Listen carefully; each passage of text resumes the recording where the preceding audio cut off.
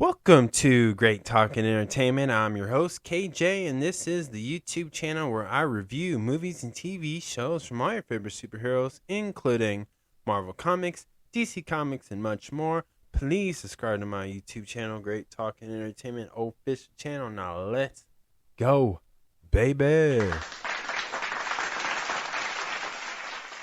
Welcome back, everyone. My name is KJ, and this is my spoiler review for the new series on Disney Plus, Star Wars Maul Shadow Lord Episode 3 spoiler review. So if you have not seen this, please pause this. But before you go, could you hit the thumbs up button, aka the like button?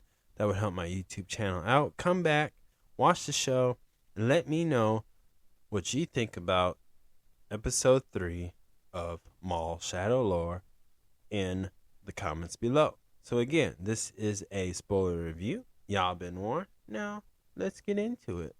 This episode starts off with Devin and Maul having a one-on-one conversation, as this is like a test that Maul is giving Devin. And he gives her two choices. Just choice one is she can leave, or choice two, she can learn how to wield this red lightsaber. And at first Devin doesn't choose yet, but he's trying to teach her, trying to convince her. Now this is kind of similar the way Master Yoda was like to Luke Skywalker, and the way Grogu was in Mandalorian when Luke Skywalker gave Grogu a choice, either be with the Mandalorian or become a Jedi. But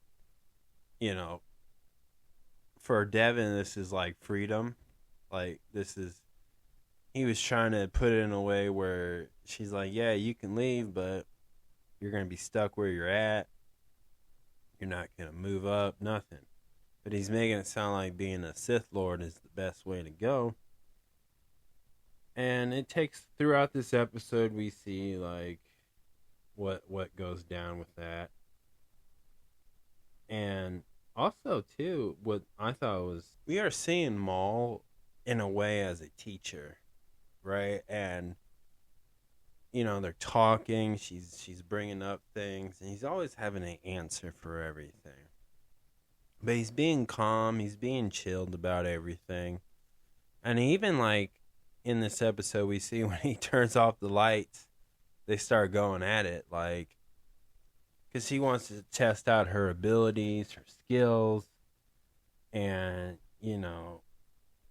all that. And as that's going on, we see Detective Bardner Larson as he is investigating about the ambush that Maul planned. And we then see more of Maul and Devin again. And Devin is really convinced that this might be a thing, but maybe she's just playing it off.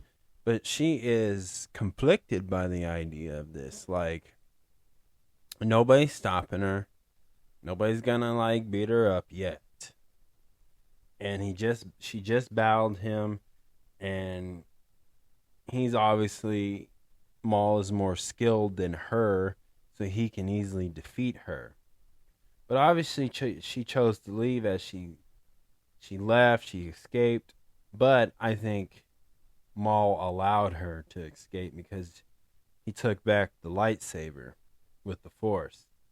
And I thought that was very interesting, because I also believe too that I think Maul believes that this plan, she'll think about that and say, wow, how easy was he to take that lightsaber from her?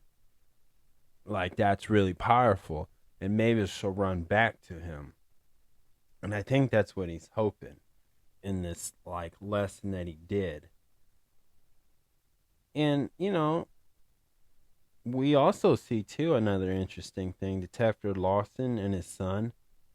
These two events that are happening is really interesting, as Devin and Riley Lawson's future in Star Wars in this episode. We know Devin's still conflicted on who she wants to be, and Riley wants to be a part of his dad's life. So it's kind of like Riley may stop playing sports and he might start becoming a police officer or detective like to be like his dad. And I thought that was pretty neat because, you know, we see Detective Lawson meet with the Jedi Master Daki, and he kind of warns him about Maul and stuff. And, you know, I think what's going to happen is Riley is going to see his dad just get devoured and obsessed with this case. But also, we're seeing Devin. She may be disappointing by the way her Padme or Padawa is Jedi Master is what I'm referring is handling things, because it does his way may not look like progress is being made the way Maul is, and I think that's the key plan, because again, like, you know, just like Daki, Master Yoda, and Luke Skywalker, you know, they make you choose. They make you be honest with yourself. And if you're honest the way you want to go with them, then they'll train you. But if you don't, then they won't train. Or even like Riley, like, I'm not saying he's going to become a detective, but he may become like, I forgot what sports he was playing, but the helmet he was wearing reminds me of a pilot, an X-Wing pilot, you know, like what you see in Star Wars. And I could see him, maybe it's foreshadowing him becoming that, you know, and joining that type of squad where he flies in outer space and, you know, arrest people or shoot them down. So it's one of those, but it kind of foreshadows his future. And so it depends where these two young characters, what they're going to decide their future is going to be once they become adults in this thing. So next scene is Maul's plan to ambush another goons and gangs of these pikes, and it ends up in a big shootout between them and a bunch of police officers, including Two Boots, the droid.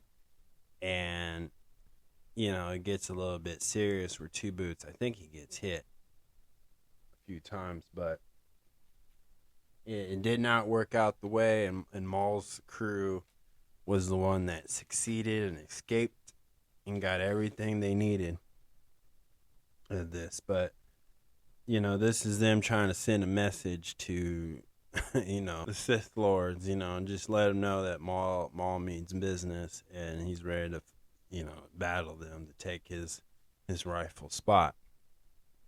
But I was also seeing, like, you know, a lot of these characters just don't stand a chance with them, and it seems like they may all have to team up to take him down. Maul is what I'm thinking, because he's becoming a problem, and he's, you know, messing up everybody's like deals and delivers. So it's a very interesting episode. And what's also too is that Vario character. You know, he's kind of like, you know, just a dealer. He's the middleman.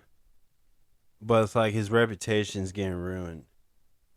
And, like, I wonder how, like, he can recover from all this, and how can he weasel his way out of this and fix the situation without, you know, other people coming for him. Like, he's probably going to have somebody's going to put a hit on him because of Maul.